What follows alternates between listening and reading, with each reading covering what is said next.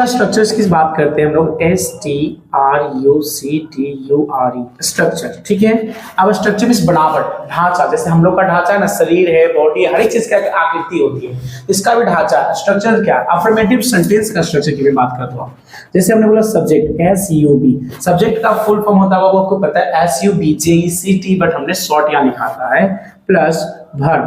Verb का हमने देखो यहाँ पे वन करा, V1 मतलब वर्ब का पहला रूप, और प्लस S या फिर ES प्लस ऑब्जेक्ट जिसे हम लोग कहते हैं other word, point, full stop. देखो बारीकी से ध्यान से देख लो, ये स्ट्रक्चर बहुत इंपॉर्टेंट है। अब यहाँ से आपका कहते हैं ना क्लास का एक अलग ही एम आने वाला है, और आप जो इंग्लिश कहते हैं, इंग्लिश सीखने की ओर दौड़ने वाले हो, तो समय को ना गवाएं और फोकस करिएगा क्लास को। ये वीडियो पार्ट बाय पार्ट चली जाएगी, बट इस वीडियो को पूरा देखने के लिए आप पार्ट बाय पार्ट देखेंगे तो आपको पूरी तरीके से जानकारी मिल जाएगी। तो चलिए हम आगे बताते हैं। ये स्ट्रक्चर स्टार्ट कर रहा बाबू कि हमने कहा प्रेजेंट इंडेफिनिट टेंस की पहचान करने के बाद इसमें एंट्री किए, तो पहला हम लोग पढ़ रहे हैं अफर्मेटिव सेंटेंस। अफर्मेटिव सेंटेंस किसे कहते हैं, कैसे पहचानेंगे, हमने यहाँ पे लिख दिया।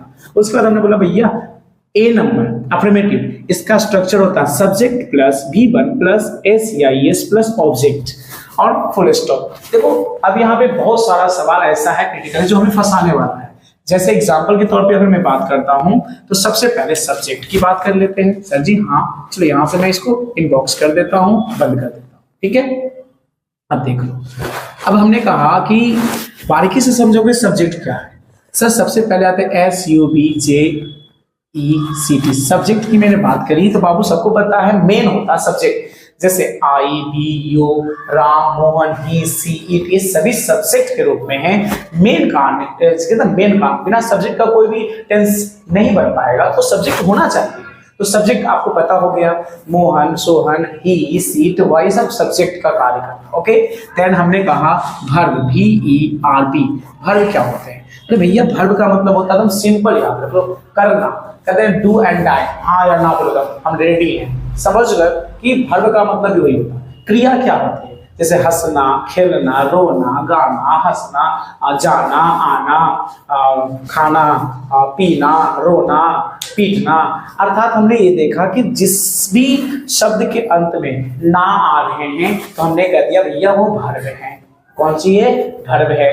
हंसना वर्ब है, खेलना वर्ब है, रोना वर्ब है, गाना वर्ब है, पकाना वर्ब है, खेल मतलब कि जितना भी पढ़ाई करना, ये सभी जो भी हो ना वर्ब के रूप में आता है। ना आएगा ना तो वर्ब को क्या कहोगे? वर्ब है सर जी, सिंपल। तो आपने पहचान लिया सब्जेक्ट और वर्ब भी पहचान लिया। अभी वर्ब का मतलब नहीं समझ में आया होगा। अगर आपको तो देख लीजिए, वर्ब के बाबू 5 टाइप होते हैं। कितने टाइप होते हैं? कहोगे सर जी 5 टाइप होते हैं। क्या? देखिए V1, V2, V3, V4 and then V5। Simple.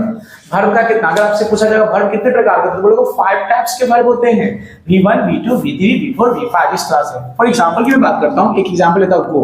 गो का मतलब जाना, V2 होता है गो, WENT वेंट, और फिर GONE गोन, फिर GOING गोइंग, और हो गया GOES गोस। देख लीजिए कैसे पकड़ेंगे। गो मींस जाना, गो का V2 वेंट, और गो का V3 गोन, और गो का V4 गोइंग, और गो का V5 गोस।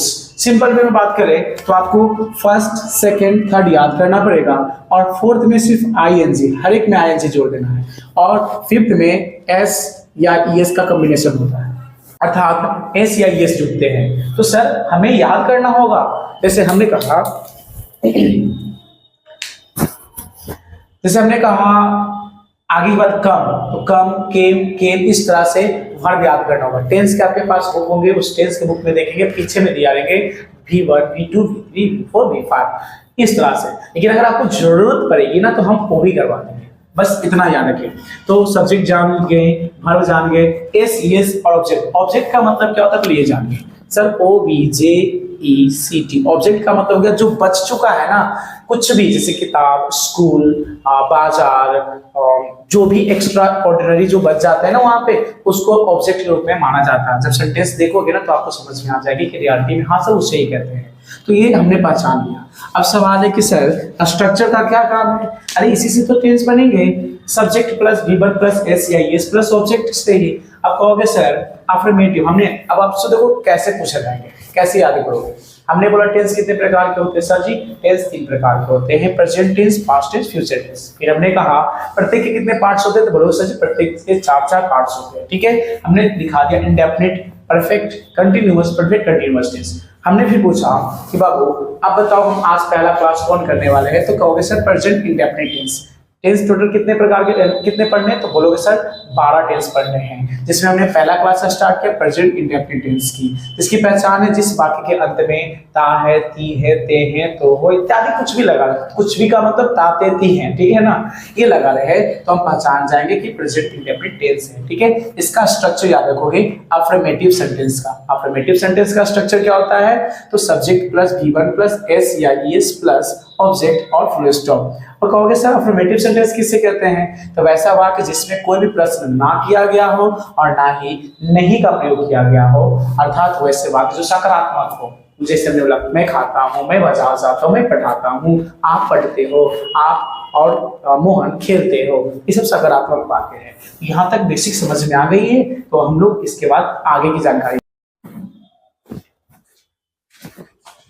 यदि इतना समझ में आ गया हो तो चलिए मैं आगे आपको बताता हूं। ओके, तो ये जो रफ पार्ट्स हैं हमने जो अभी समझाया आपको, इसको मैं मिटा देता हूं। जाहिर सी बात है आप लोग उतार लिए होंगे। ठीक है, अब देखिए हमने कहा ये ध्यान देंगे, यहां से और इंपॉर्टेंट हो जाएंगे। हमने सब्जेक्ट जान लिया, V1 जान लिया, ऑब्जेक्ट जान लिया, और यहाँ सवाल सर SES